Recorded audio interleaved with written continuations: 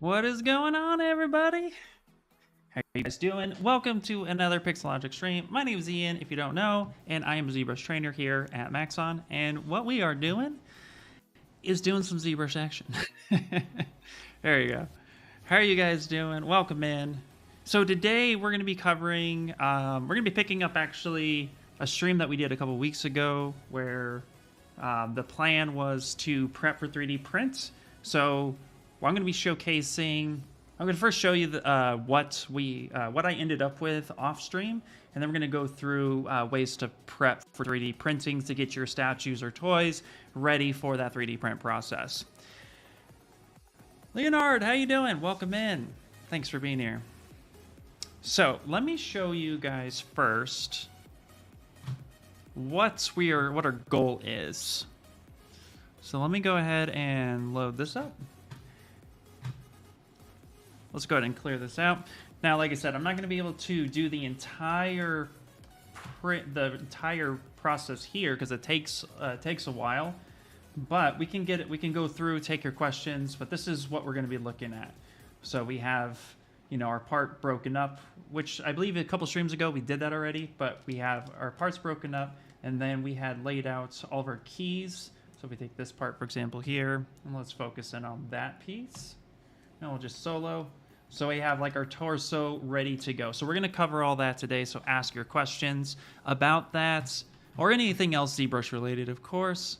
So we'll get you guys going. What's up, Snickles? Hello, hello. Welcome in. All right, so let's go ahead and get started. So we're going to unsolo that.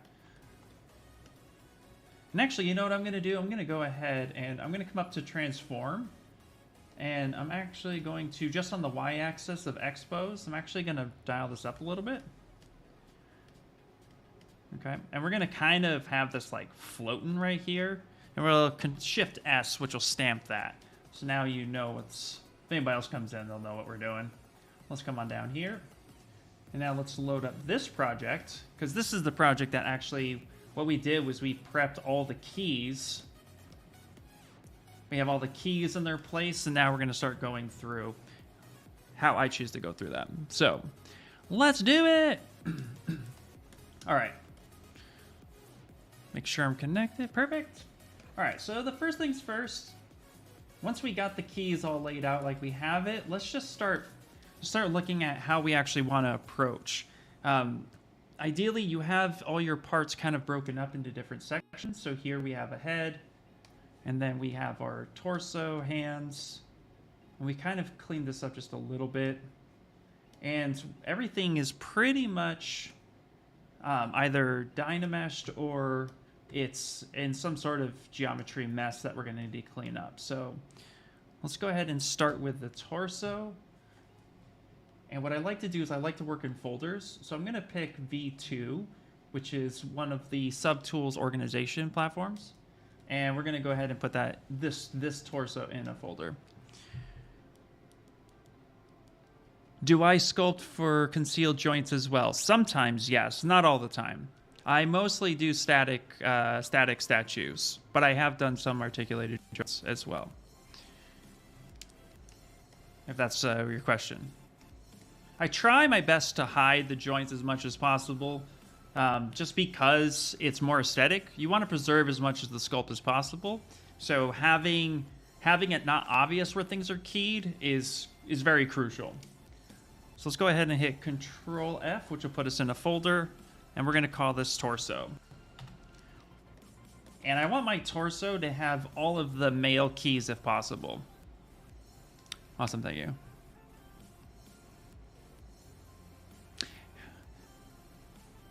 How to select... Wait, could you repeat that question? Sculpt how to polygon and polygroup select? I'm not sure I quite understand what you mean. If you could re-ask the question a little bit different. Are you trying to ask, how do I select polygroups? Will I be demoing that at any time in the future? I might. That's why we're kind of going over in chunks. For right now, we're going to be doing, like I said, static stuff. It's a little bit easier, a little bit more beginner friendly. But if I end up coming up with a good solid workflow that's easy to pass that knowledge through, we'll focus on trying to get some of that pushed through. Yeah. Okay, so you're asking how do you select polygons or polygroups? Okay. Well, okay, so we could cover that real quick. So with so first off, you need polygroups or you need polygroups, right? So let's make a polygroup so we can do that. So we're just gonna, I'll just use this neck for example. Let's go ahead and I'll make a quick one. We'll lasso this off. Control W. And that's gonna give me. It's gonna give me a polygroup. There we go. Now to select this, you actually. To just select one, select rec is probably ideal because then you can hit Control Shift and you could just select and then you can drag select on the side to switch between the two. However, there are instances where let's say you have the select lasso, and I'm going to try to zoom in here to really show you. Select lasso actually can select edge loops, not just polygroups. So with select lasso, if I zoom all the way in and I hit that edge, that is going to automatically select that loop. So sometimes if you have select lasso and you're like clicking and that happens, that's because you have lasso selected. So you can either go to stroke and do rec and then that will work. Or what I just like to do, because I have to change something anyway, is just hit select rec and then Control Shift tap and then Control Shift drag to switch.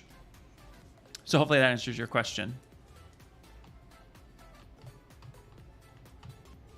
Okay. So now let's put all the proper keys into them to be. So let's first find the key that we want. That's the OG key. Okay, so we have this first one right here, which is a neck key. So let's bring that in to the torso. And then we have this base key right here. Now, mind you, we just placed these in, so they're not in any particular order or size. We're gonna have to go through that a little bit more. And then let's find the hands right there. And so what I'm thinking about doing is just having these keys all in the torso. So every piece that mates to it is the proper mating piece. So this will have all the male parts, and then all the other ones will be the female parts. So now we need to kind of size this accordingly. Now this is preference for me. What I like to do is I like to place all the keys in their appropriate position, and then I like to scale my entire model to the proper size. So this way I'll be able to get the proper measurement and distance on how we actually cut it so that I know they'll fit each time. Nice, I'll keep my eyes open. Cool. I'm going to make a note of that actually right now. And we'll take a look into it. We have a lot of stuff coming in the pipeline. For those of you who may not know, we have brought back Ask ZBrush, and we launch about 2 every week. So you'll be able to check the latest Ask ZBrush and continue to send in your questions to #AskZBrush. So that way we can get your questions and then we can try to answer them to the best of our ability. So look into articulation breakdown. So I'll take a look into this process and then see if we can come up with something that's a little bit digestible for you guys. That might take a little bit of time, so please bear with me on that. But note is noted. The note is noted. Okay. So now let's make all of these and let's prep it. All right, this one right here, let's reorganize this guy because this is just kind of floating here. And we're gonna put this here.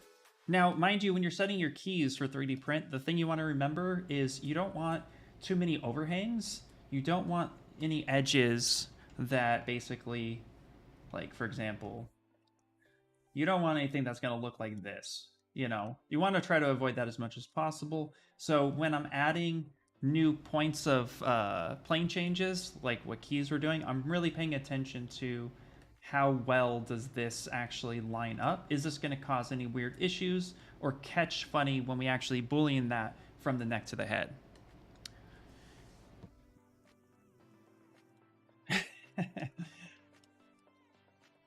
All right. So we're going to embed that a little bit further. Let me know if the music is too loud, by the way, because it's blaring in my ear, but I think that's just my headphones. I like to have a little bit of music, but, you know, I try not to, like, break people's eardrums. That's not helpful for anybody. All right, let's get that in there. Now the depth of how long a key should be is really up to you. You just want to make sure you have good wall thickness between the two. That's really the identifying spot. You want to make sure that the wall thickness is nice. And then for this key, we're just going to go ahead and place this in a way that ideally we want to actually have this key we see on this other model. And isolate this for a second. We want the key to the torso to come through and hold this middle section. Let me see something.